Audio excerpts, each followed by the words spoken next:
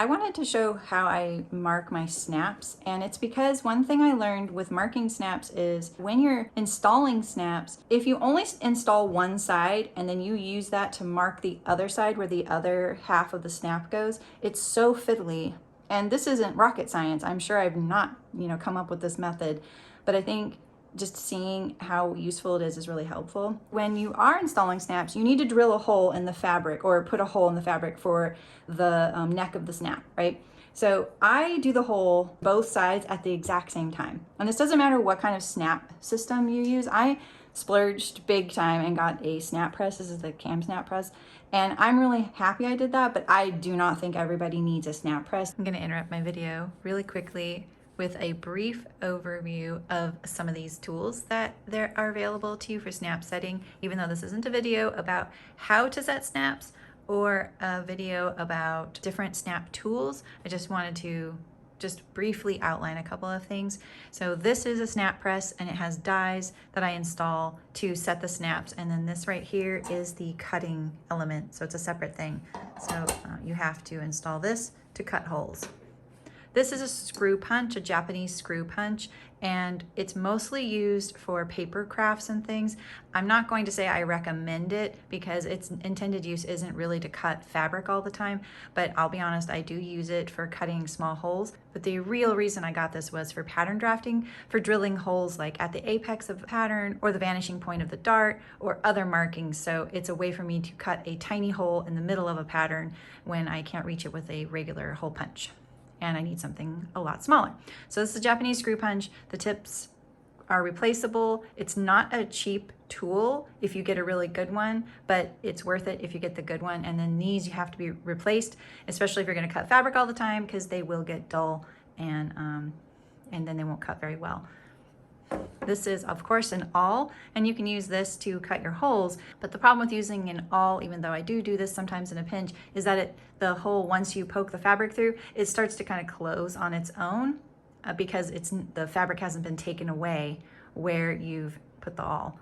And then lastly, there's one other cutting tool that you get when you use a set like this, and it's a die that I'm going to show on the screen. I ruined mine by accident once, so I don't have it anymore. And this is something that you use a hammer and you set the hole using the die with a hammer, just like you use these tools.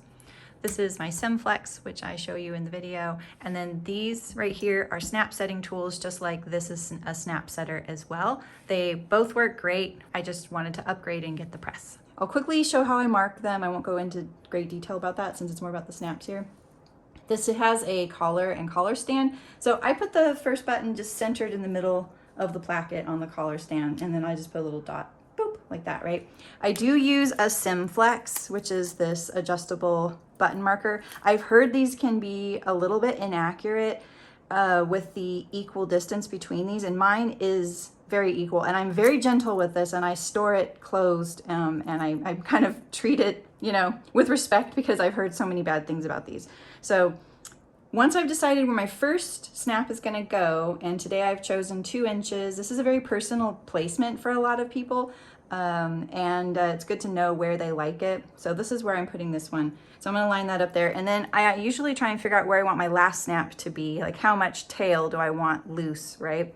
And if your Simflex isn't long enough, you can just use a ruler to keep going, or move your Simflex over that interval, right? So now here I've figured out, here's my spacing that I want. And sometimes I will kind of go, all right, are these equal? I kind of go through and make sure. So the biggest thing you need to know with marking your button or snap placement is the distance between each snap. Now the distance this way, that's a set amount. You just figure out the middle of your placket and mark that. So sometimes I'll say, oh, okay, I know I want all of these to be in the middle of the placket, so I'll just put a whole line down the center. So you do each marking individually. So we do a center line down the whole placket, right? Now that one's done. All you have to do now is figure out your spacing, and you'll know that those are all centered. So I figure out that spacing and I mark it on there. Previous to all of this, I'm really careful and I've pinned my placket shut. And now I go and mark it at the intervals on that line of the center, all right? Now, when it comes to drilling this hole here, if you are using something like a screw punch or an awl or anything that you are gonna push through, what I do is put a ruler underneath like this. And it also helps to put the ruler there to pin your placket closed. So that's just a little tip from me. And then make sure you remember to slide your ruler down when you get down here, right? Like this, because I do have one shirt where I just kept going once, and yeah, there's a hole right at the back of the shirt on my husband's shirt. All right, so now that's done. So you have your holes, and once you have your holes, you will have the placement for both sides, and you can unpin this and it's fine. So on mine, I'm gonna use the press, and it is a little tricky since my placket is closed. You have to make sure this is very securely closed above and below each marking. And so I'll put this in here. I try to make sure that my shirt's not hanging off the table, pulling on it, and it's nice and relaxed in here. And I will line it up to the drill here. And there we go, there's the hole. And I make sure that I've got the hole on both sides. And look, it didn't go all the way through, or maybe it did go through. There it is right there, right? So now I can get rid of this pin. And then I keep going up. So I always keep a pin in between to keep it nice and stable and trustworthy. And I also make sure that none of my shirt, besides the placket, slips under there. I get it really close before I commit. I make sure, and there we go. And so that's how I go. And now I got rid of one pin because I can't leave it pinned. There's just not enough space, you know, for it to go into the snap press. So that's how I make sure my snaps are perfectly lined up, is I drill the hole on both sides at the exact same time. This has saved me so much. You can see why I really love snaps because of just this alone. And I think that's the most fussy thing. You know, I love buttons and buttonholes, but this is just way too convenient for me. So if anyone likes snaps in my family, they're getting snaps.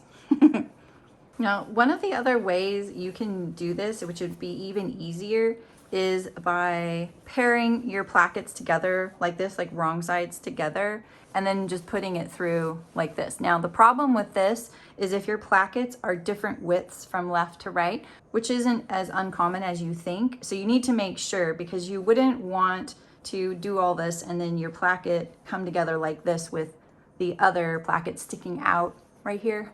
See that?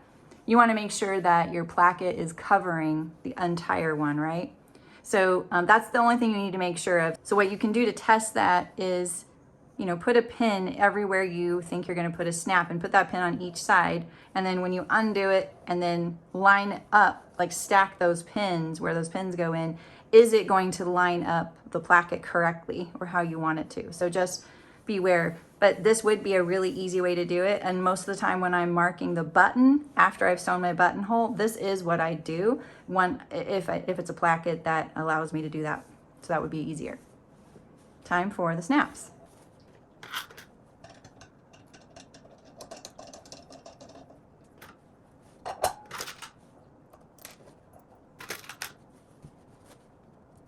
So you can see that because I have all of my holes already drilled, it makes it really easy. I don't have to stop and check my markings or anything, and I know everything's gonna line up. I can just set all of my snaps all at once and everything turns out perfect. It's a very subtle and simple little tip, but it really has made snap setting the easiest and most pleasurable task. Voila. They all line up perfectly. We love to see that. It makes us so happy, right? All right, happy snaps installing.